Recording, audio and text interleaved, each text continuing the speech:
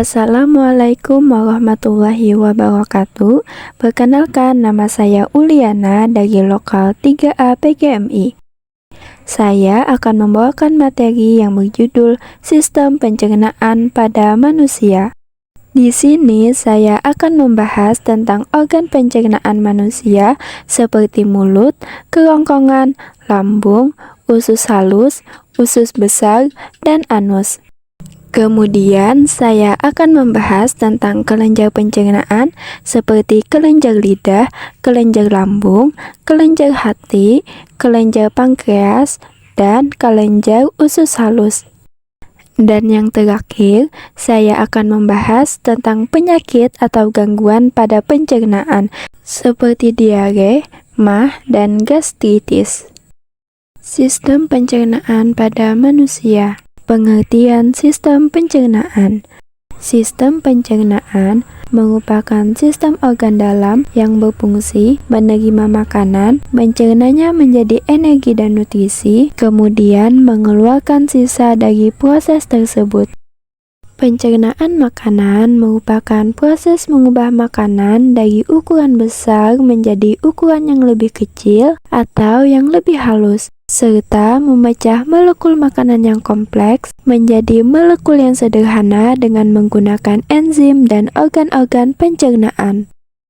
Proses pencernaan makanan pada tubuh manusia dapat dibedakan menjadi dua macam, yaitu proses pencernaan secara mekanik dan proses pencernaan secara kimiawi. Proses pencernaan mekanik adalah proses pencernaan makanan yang dilakukan dengan gerakan seperti mengunyah, menelan, memompa, menghancurkan, dan meremas makanan. Tujuannya untuk mengubah ukuran makanan menjadi lebih kecil agar lebih mudah diproses di dalam tubuh. Sedangkan pencernaan kimiawi adalah proses pencernaan makanan yang melibatkan enzim-enzim. Pencernaan kimiawi ini bertujuan untuk mengubah partikel makanan yang kecil menjadi bentuk yang siap diserap oleh tubuh. Alat pencernaan makanan dan fungsinya. Pertama, mulut. Di dalam rongga mulut, makanan mengalami pencernaan secara mekanik dan kimiawi. Pencernaan secara mekanik dikunyah oleh gigi dan lidah, sedangkan pencernaan secara kimiawi dilakukan oleh kelenjar air lidah. Di dalam mulut terdapat alat-alat yang membantu dalam proses pencernaan, yaitu gigi yang berfungsi untuk mengunyah makanan sehingga makanan menjadi halus, lidah yang berfungsi mengaduk makanan, mendorong makanan, mempertahankan makanan, dan sebagai indera pengecap. Kemudian lubang pada paring yang berfungsi untuk mencegah makanan masuk ke dalam saluran pernapasan. Kedua, kerongkongan.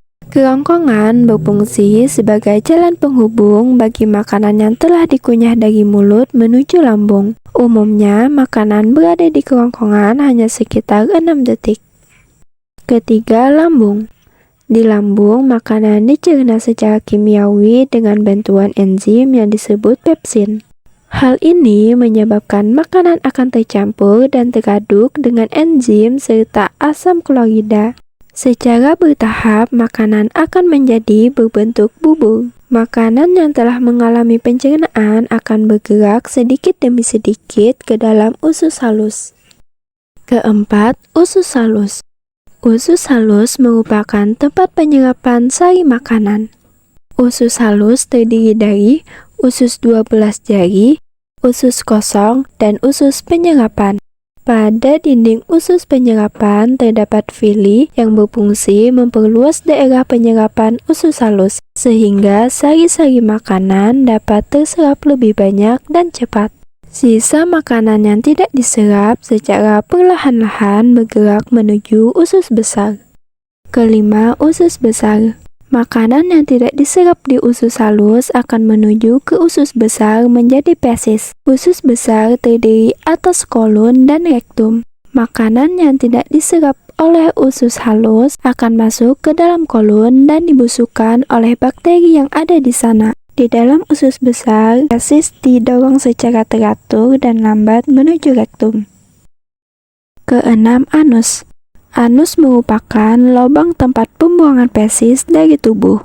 Sebelum dibuang lewat anus, fesis ditampung terlebih dahulu di bagian rektum. Apabila sudah siap dibuang, otot rektum mengatur pembukaan dan penutupan anus. Kelenjar pencernaan. Kelenjar pencernaan berperan untuk menghasilkan berbagai enzim yang dibutuhkan untuk membantu proses pencernaan makanan. Kelenjar pencernaan terdiri atas: pertama, kelenjar ludah. Kelenjar ludah menghasilkan enzim pitralin yang berguna untuk mengubah zat tepung menjadi gula. Kedua, kelenjar lambung. Kelenjar lambung ialah kelenjar yang menghasilkan enzim seperti asam klorida yang berfungsi untuk membunuh bakteri yang masuk bersama makanan. Renin yang berfungsi untuk mengedapkan protein susu yang terdapat pada ASI. Dan pepsin yang berfungsi untuk mengubah protein menjadi pepton. Ketiga, kelenjar hati. Pada bagian depan hati terdapat kantong empedu yang berguna untuk menampung cairan empedu. Cairan empedu berguna untuk mengubah ukuran lemak menjadi partikel yang lebih kecil agar lebih mudah diserap dan diedarkan oleh darah ke seluruh tubuh. Keempat, kelenjar pankreas. Enzim yang dihasilkan oleh kelenjar pankreas yaitu amilase yang berfungsi membantu dalam pemecahan pati, lipase yang berfungsi membantu dalam pemecahan lemak, dan tripsin yang berfungsi membantu dalam pemecahan protein. Kelima, kelenjar usus halus. Pada dinding usus halus terdapat banyak kelenjar yang mampu menghasilkan getah usus. Getah usus mengandung enzim-enzim seperti sukrase, maltasa, laktasa, dan enzim peptidase. Gangguan pada pencernaan. Adapun beberapa gangguan atau kelainan pada pencernaan diantaranya yaitu: pertama, diare. Gangguan ini membuat perut terasa mual dan feses menderita menjadi encer. Hal ini terjadi karena selaput dinding usus besar penderita mengalami iritasi. Salah satu penyebabnya karena penderita mengonsumsi makanan yang tidak higienis, sehingga gerakan peristaltik usus menjadi tidak terkendali, serta di dalam usus tidak terjadi penyerapan air.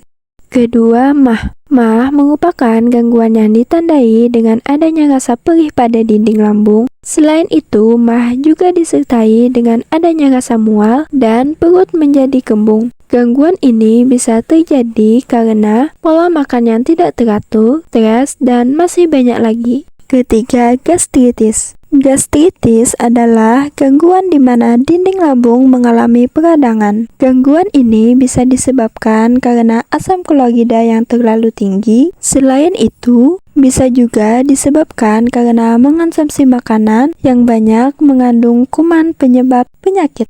Pencegahan gangguan pencernaan. Pencegahan pada gangguan pencernaan dapat dilakukan dengan beberapa cara, di antaranya yaitu pola makan yang seimbang, olahraga yang teratur, dan pentingnya aktivitas fisik, minum air yang cukup, dan pencernaan yang sehat. Demikian penyampaian materi dari saya. Semoga bermanfaat. Wassalamualaikum warahmatullahi wabarakatuh.